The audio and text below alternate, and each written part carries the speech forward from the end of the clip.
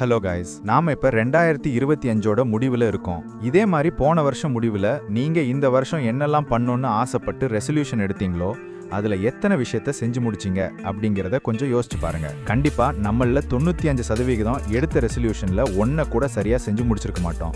மீதி இருக்கிற 5% ஓரளவுக்கு தான் அவங்க எடுத்த ரெசல்யூஷனை கம்ப்ளீட் பண்ணிருப்பாங்க. ஆனா அவங்களாலையும் கூட எடுத்த எல்லா ரெசல்யூஷனையும் கம்ப்ளீட் பண்ணிருக்க முடியாது. ஏன் நம்மளால நம்ம பண்ணணும்னு நினைச்ச நிறைய விஷயங்களை பண்ண முடியாம போகுதுன்னு என்னைக்காச்சும் யோசிச்சிருக்கீங்களா?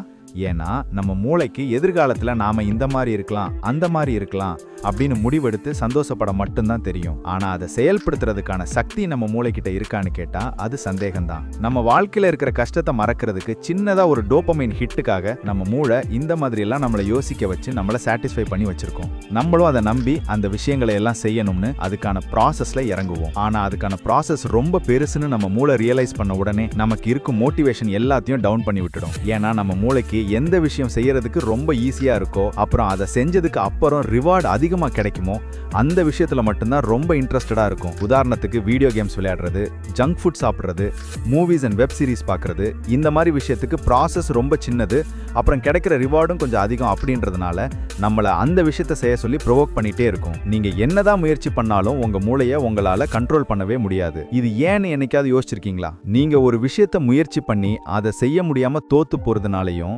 எல்லாமே எனக்கு ஈஸியா கிடைச்சிடணும் அப்படின்ற ஒரு எண்ணத்தினாலையும் நீங்க உங்களுக்குள்ள ஒரு வீக் அண்ட் நெகட்டிவான கேரக்டரை உருவாக்கிட்டீங்க. அதனாலதான் உங்க மூளையை உங்களால கண்ட்ரோல் பண்ண முடியாம போகுது. ஆனா அந்த நெகட்டிவான கேரக்டருக்கு எதிரா அதை விட பவர்ஃபுல்லான இன்னொரு பாசிட்டிவான கேரக்டரை நீங்க உருவாக்கிட்டீங்கன்னா அந்த நெகட்டிவான கேரக்டரை அந்த பாசிட்டிவான கேரக்டர் ரொம்ப ஈஸியாவே கண்ட்ரோல் பண்ணிடும். அதுக்கப்புறம் உங்க மூளையோட டிரைவர் சீட்ல அந்த நெகட்டிவ் கேரக்டர் இருக்காது. நீங்க உருவாக்கி வச்சிருக்கிற அந்த பாசிட்டிவ் கேரக்டர் தான் இருக்கும். அதுக்கப்புறம் நீங்க நினைச்ச விஷயத்தை உங்களால ரொம்ப ஈஸியாவே அச்சீவ் பண்ண முடியும். அப்படி ஒரு பாசிட்டிவான டாமினன்ட்டான கேரக்டரை உங்களுக்குள்ள நீங்க உருவாக்குறதுக்கு நான் இப்ப சொல்ல போற 3 ஹேபிட்டையும் ஒரு 30 நாளைக்கு நீங்க ஃபாலோ பண்ணாலே போதும். சோ வாங்க அந்த ஹேபிட்ஸ் என்னன்னு பார்க்கலாம். ஃபர்ஸ்ட் அண்ட் இம்பார்ட்டன்ட் ஹேபிட் என்னன்னா, டோன்ட் பிரேக் த ப்ராமிஸ்.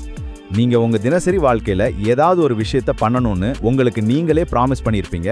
ஆனா அதை பண்ண சோம்பேறித்தனம் பட்டுக்கிட்டு அதை பண்ணாம அப்படியே விட்டுருவீங்க. இதே மாதிரி நீங்க அடிக்கடி ப்ராமிஸை பிரேக் பண்ணிட்டே இருக்கிறதுனால நீங்க அடையிற அந்த சின்ன சின்ன தோல்விகள் எல்லாம் ஒன்னா சேர்ந்து உன்னால ஒண்ணுமே பண்ண முடியாது, நீ ஒரு வீக்கான கேரக்டர் அப்படின்னு உங்களுக்குள்ள ஒரு தாழ்வு மனப்பான்மையை உருவாக்கிடும். அதனால நீங்க மேலும் மேலும் வீக்கான கேரக்டரா மாறிக்கிட்டே இருப்பீங்க.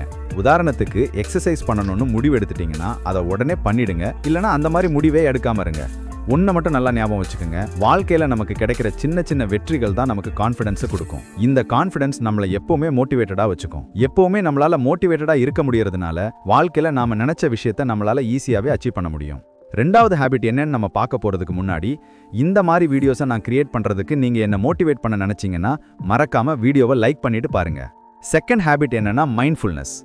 நாம தினமும் பாஸ்ட்ல நடந்த ஏதாவது ஒரு விஷயத்தை நினைச்சு கவலைப்பட்டுக்கிட்டு இருப்போம். இல்லனா ஃபியூச்சரை நினைச்சு பயந்துகிட்டு அதை பத்தி ஏதாச்சும் யோசிச்சுக்கிட்டே இருப்போம். ஆனா நாம இந்த மொமெண்ட், அதாவது இந்த நொடியில ஃபோக்கஸ் பண்ணி இந்த மொமெண்ட்டை என்ஜாய் பண்றோமான்னு கேட்டா கண்டிப்பா கிடையாது. இந்த மைண்ட்ஃபுல்னஸ் அப்படின்னா என்னன்னா, கரண்ட் மொமெண்ட்ல ஃபோக்கஸ்டா இருக்கணும். பாஸ்ட் அண்ட் ஃபியூச்சரை பத்தின எந்த ஒரு திங்கிங்கும் இல்லாம முழுக்க முழுக்க நீங்க இப்ப பண்ணிக்கிட்டு இருக்க விஷயத்துல மட்டும் கவனம் செலுத்தணும். இந்த மாதிரி நீங்க பண்றதுனால உங்க ஸ்ட்ரெஸ் அண்ட் ஆன்சைட்டியை உங்களால ஈஸியா குறைக்க முடியும். Focus and memory power improve ஆகும். உங்க இமோஷன்ஸை நல்லா கண்ட்ரோல் பண்ண முடியும். எந்த ஒரு டிசிஷன் எடுக்கிறப்பையும் உங்களால ரொம்ப காம் அண்ட் கிளியர் மைண்டடா இருக்க முடியும். மூணாவது ஹேபிட் என்னன்னா, கிராட்டிடியூட்.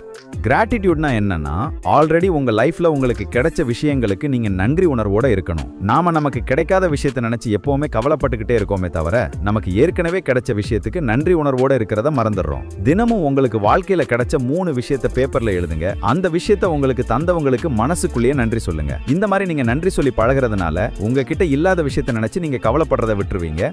உங்ககிட்ட இருக்கிற விஷயத்தை வச்சு எப்படி சந்தோஷமா வாழறது அப்படிங்கறத நீங்க கத்துக்குவீங்க. உங்களுக்கு ஏதாவது ஒரு விஷயம் வேணும்னா அதை தேடி போறதுக்கான மைண்ட் செட் உங்களுக்குள்ள பில்ட் ஆகும். யாரை பார்த்தும் பொறாமப்பட மாட்டீங்க. எப்பவுமே ஒரு பாசிட்டிவான ஆட்டிடியூடோட இருப்பீங்க. நான் சொன்ன இந்த 3 ஹேபிட்டையும் அடுத்த ஒரு மாசத்துக்கு ஃபாலோ பண்ணி பாருங்க. உங்களுக்குள்ளேயும் ஒரு ஸ்ட்ராங் அண்ட் பாசிட்டிவான கேரக்டர் பில்ட் ஆகும். அதுக்கப்புறம் நீங்க நினைச்ச விஷயத்தை உங்களால ஈஸியாவே அச்சீவ் பண்ண முடியும். இந்த ஹேபிட்ஸ் எல்லாத்தையும் நாளையில இருந்து ஆரம்பிக்கலாம், இல்ல நாளாரணையிலிருந்து ஆரம்பிக்கலாம் அப்படின்னு நினைக்காதீங்க. இன்னையிலிருந்தே நீங்க இது எல்லாத்தையும் ஃபாலோ பண்ண ஆரம்பிங்க. கமெண்ட் செக்ஷன்ல Day 1 அப்படின்னு கமெண்ட் பண்ணிட்டு இந்த வீடியோவை சேவ் பண்ணி வச்சுக்கோங்க. இந்த ஹேபிட்ஸ் எல்லாத்தையும் ஒரு மாசம் ஃபாலோ பண்ணதுக்கு அப்புறம் இந்த வீடியோ ஓபன் பண்ணி பாருங்க. கண்டிப்பா எனக்கு நீங்க தேங்க் பண்ணுவீங்க. என்ன நீங்க மறுபடியும் அடுத்த வீடியோல இதே மாதிரி மீட் பண்ணி இது மாதிரி நிறைய விஷயங்களை தெரிஞ்சுக்கணும்னு ஆசைப்பட்டீங்கன்னா மறக்காம AVRSக்கு சப்ஸ்கிரைப் பண்ணிக்கங்க. And love you all guys. அடுத்த வீடியோல பார்க்கலாம்.